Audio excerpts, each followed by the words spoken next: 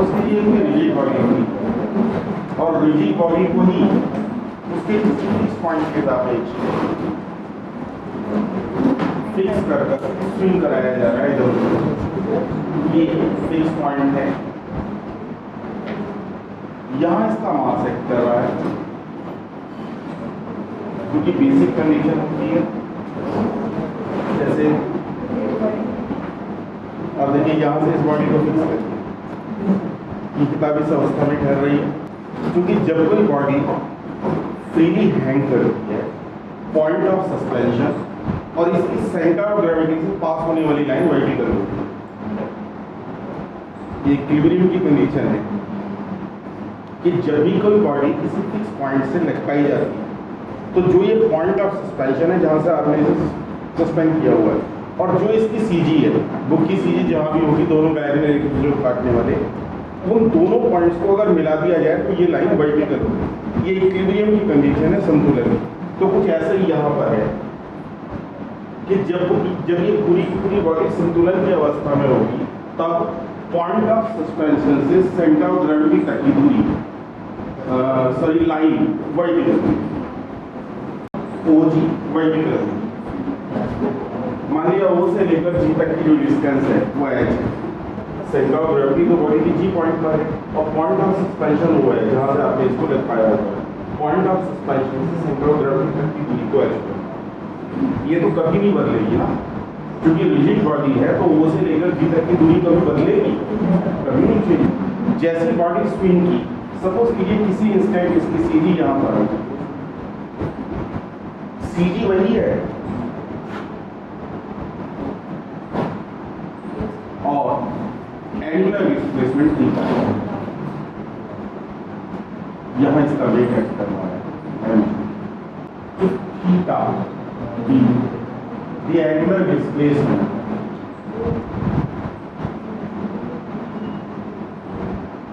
Eight any time B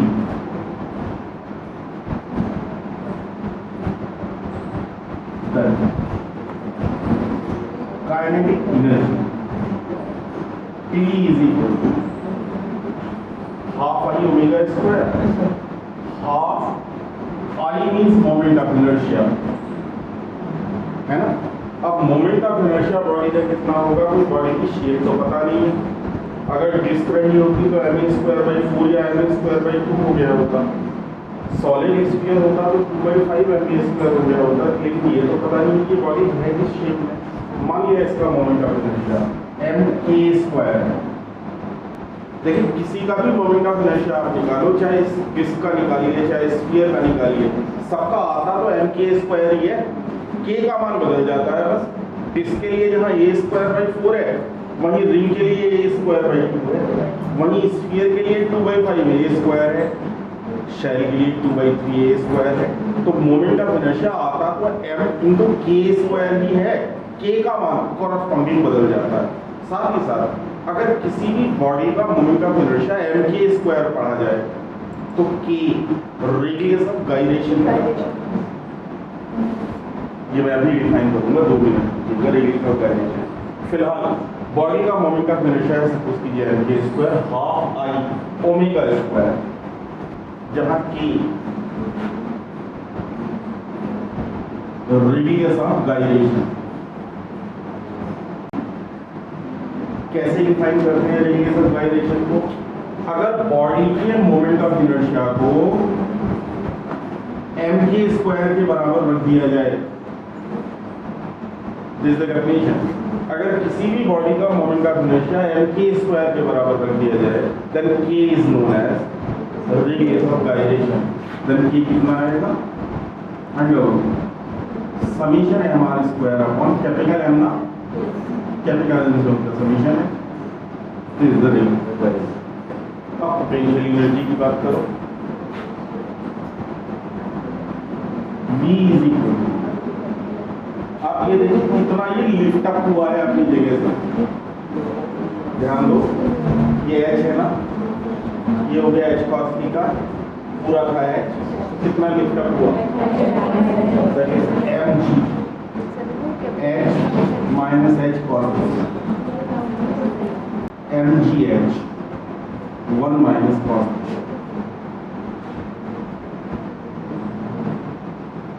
therefore Lagrangian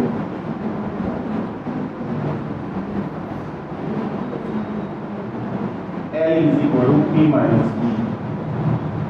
P means half m k square theta dot square minus mgh plus mgh cos theta.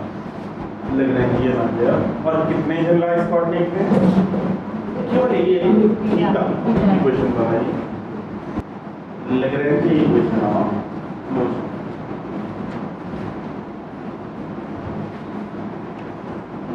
P by dt del L by del theta dot minus del L by del theta is equal to 0. Since P by dt of L को theta dot के respect में करके किया m k square theta dot minus theta के respect में करके किया minus minus plus mgh sin theta is equal to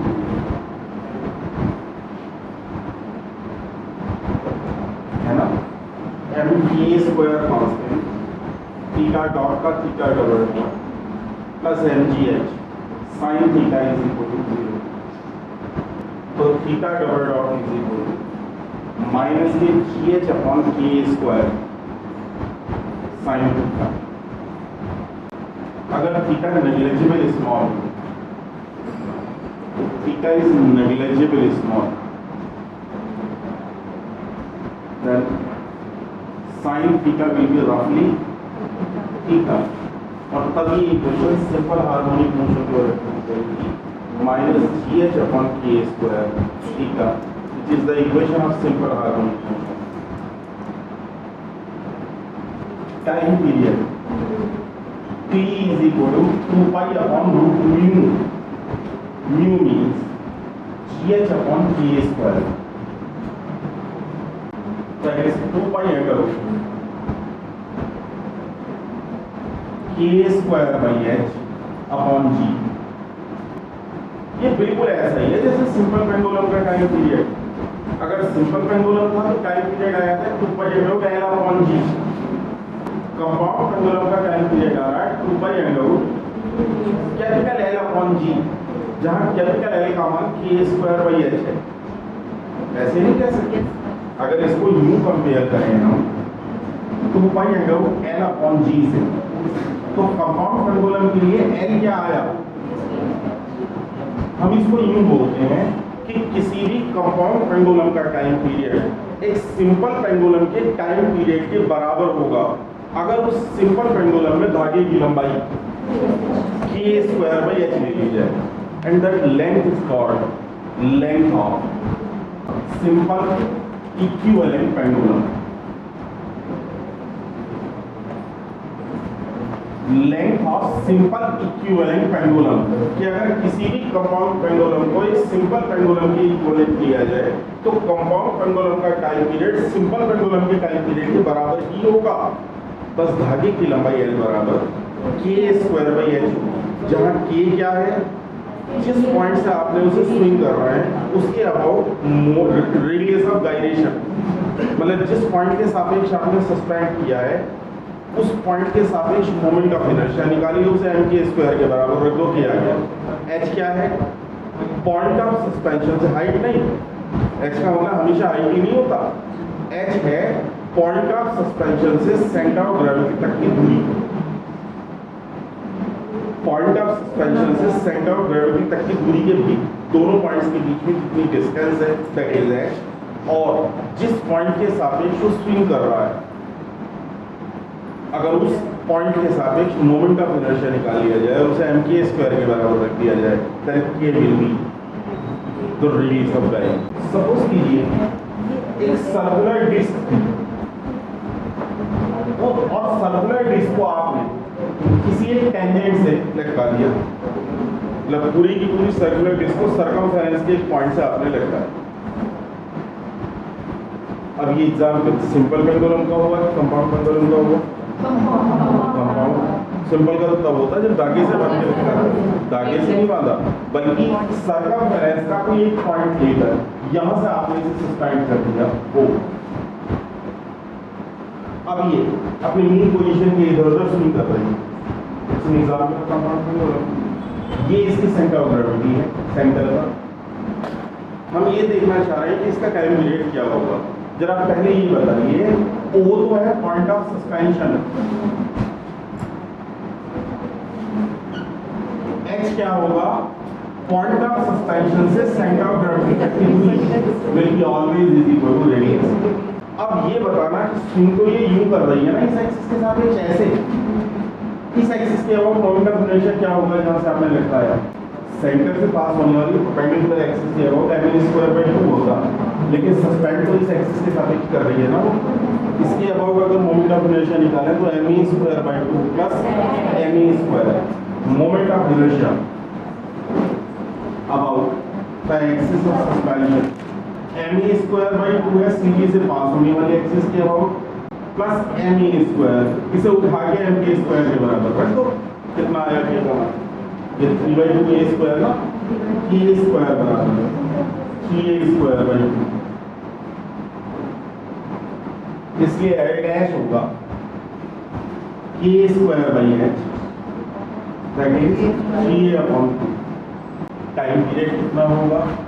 therefore time period t is equal to 2 pi a dash upon g, that is 3a/2g।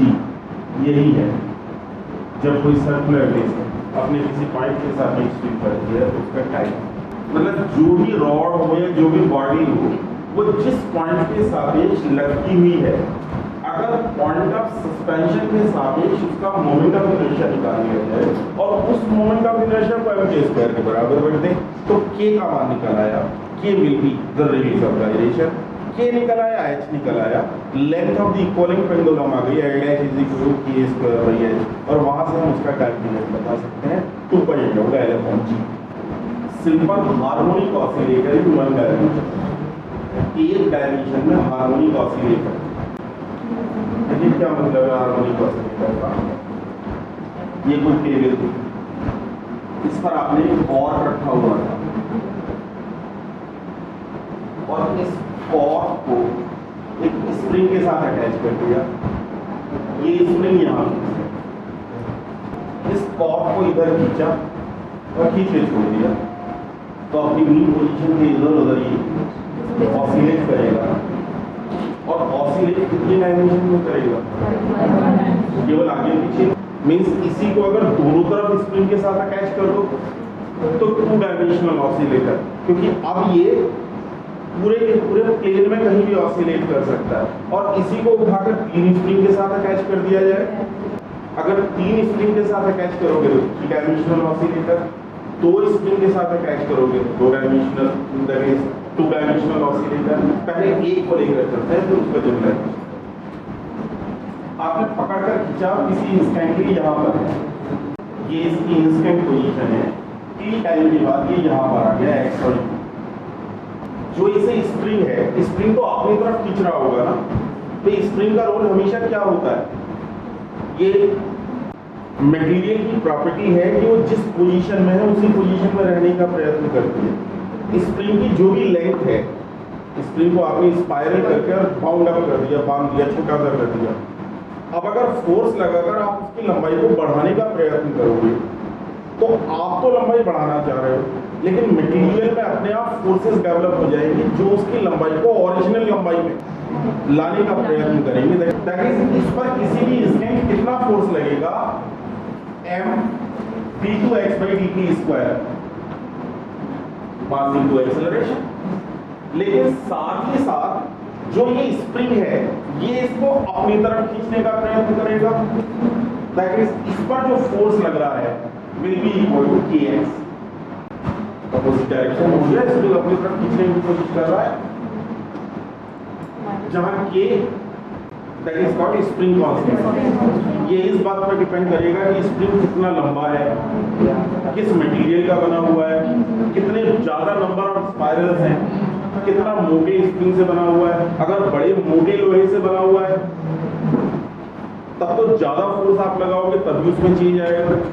जो spring की लंबाई है that will depends upon their material, their volume, their thickness, their length. तो हर spring के लिए अलग अलग होगी ना। ये जो K है ये स्प्रिंग के बिहेवियर को रिप्रेजेंट करता है and called as spring constant. तो फिलहाल पॉजिटिव एक्स डायरेक्शन में इसको फोर्स लग रही है m(p2x/dt²) और ये फोर्स अगर डिस्प्लेसमेंट के directly proportional but oppositely sign हो दैट इज माइनस के लिए अपोजिटली साइन होगी तभी सिस्टम का हार्मोनिक मोशन बनेगा। दैट द रेस्टोरिंग फोर्स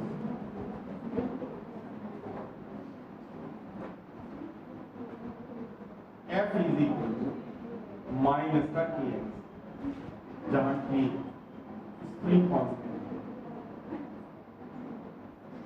जरा ये बताओ कि इसकी काइनेटिक एनर्जी कितनी होगी।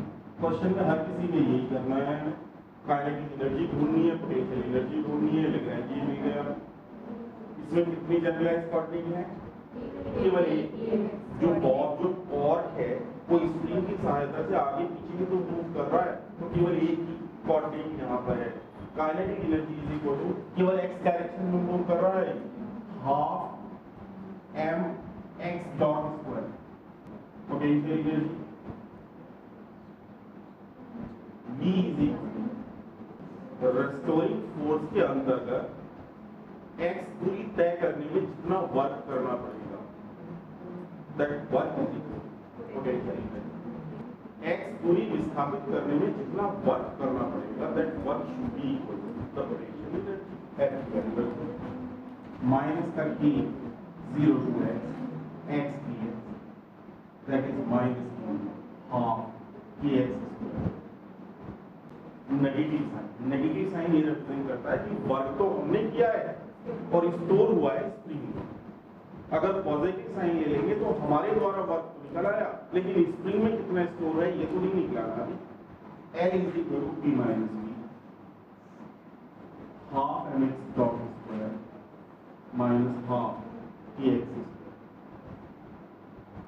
लैग्रेंज इक्वेशन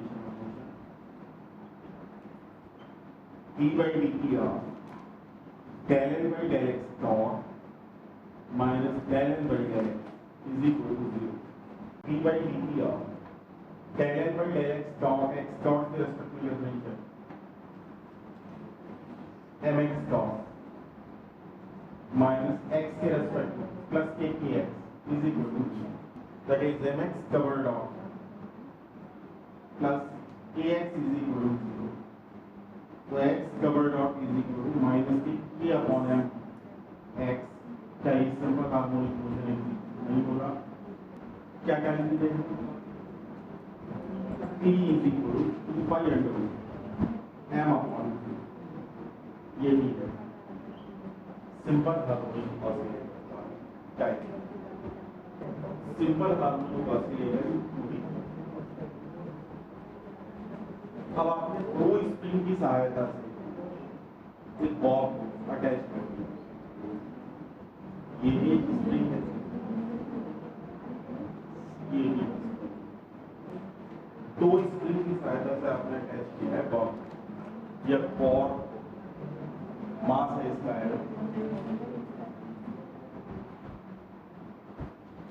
इसमें 2 डायमेंशनल मूवमेंट होगा।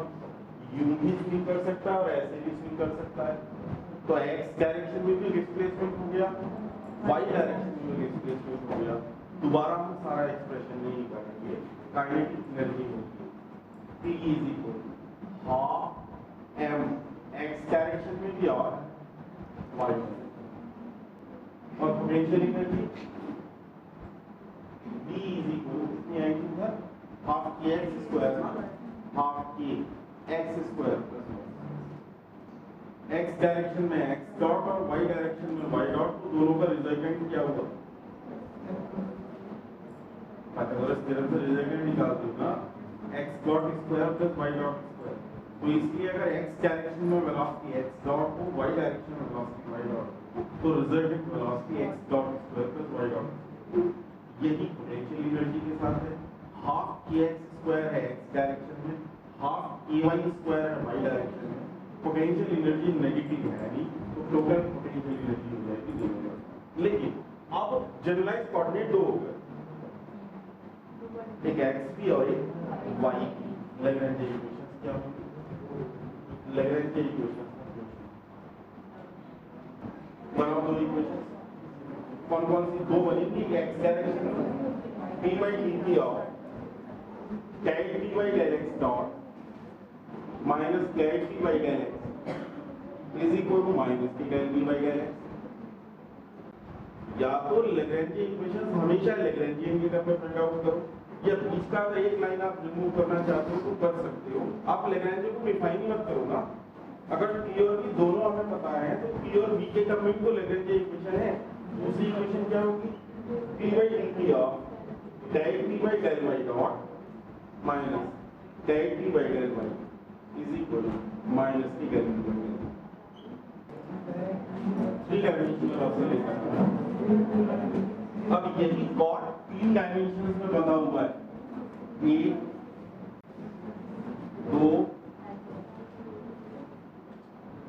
और तीसरी और थोड़े से। अगर तीन स्प्रिंग के साथ बंधा है, आप ये समझ पा रहे हैं कि तीन स्प्रिंग के साथ बंधा है तो तीन डायरेक्शन कैसे बन गई? अगर मान लिया ये वाला स्प्रिंग प्रभावी हो गया तो अपनी तरफ खींच लेगा। ये तो स्प्रिंग पे डिपेंड करेगा ना कि इसमें कितनी रेस्टोरिंग फोर्स है। ये वाला स्प्रिंग अगर डोमिनेट हो गया तो ये इसे उधर खींच लेगा, से इधर खींच लेगा। दैट इज टोटल कुल मिलाकर तीन डायमेंशन में इसका मूवमेंट हो गया, x डायरेक्शन में, y डायरेक्शन में और z डायरेक्शन में। और क्या पड़ेगा? यहाँ पर तीसरा कंपोनेंट और आ जाएगा z dot square plus z square और तीसरी इक्वेशन और आ जाएगी p by dt log del t by del z dot minus del t by del z is equal to minus t del z। Small vibration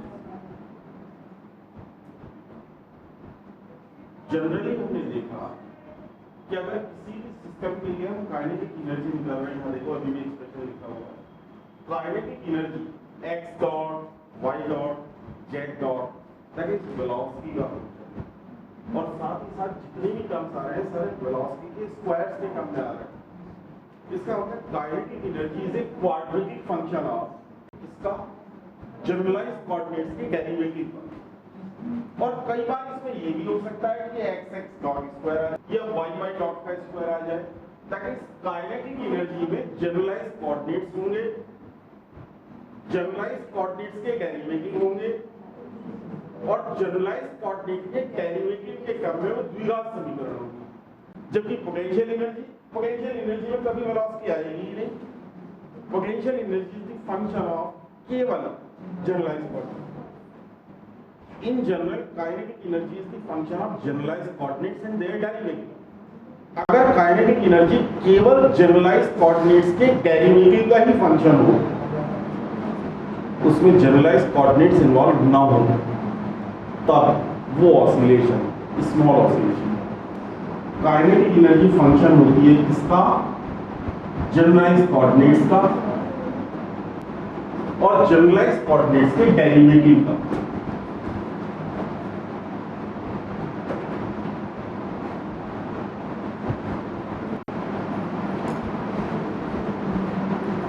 Kinetic energy P is the function of Q1 dot, Q2 dot, Q3 dot and Q1 dots only.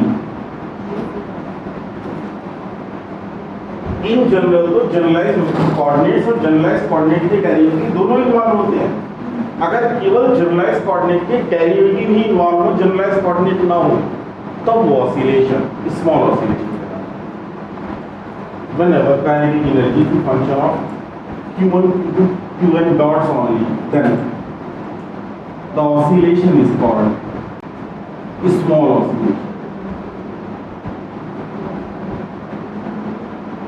The Lagrange equation of motion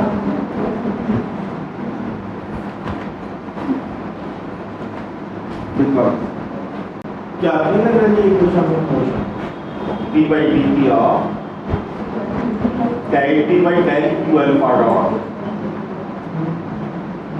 minus del T by del q alpha is equal to minus k del V by del q alpha.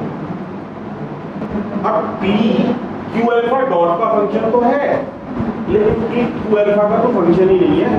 इसका मतलब ये वाला term zero. Kinetic energy generalised coordinates के derivative का function तो है, लेकिन generalised coordinate इसमें नहीं आ रहे ना। इसका मतलब लैग्रेंज इक्वेशन का जो लेफ्ट हैंड साइड में सेकंड टर्म है वो कभी आएगा ही नहीं, और नहीं आएगा तो इक्वेशन क्या बन पड़ेगी, d by d t of del T by del q alpha dot minus is equal minus k del T by del q alpha. यही है लैग्रेंज इक्वेशन ऑफ मोशन जब स्मॉल वाइब्रेशन या स्मॉल ऑसिलेशन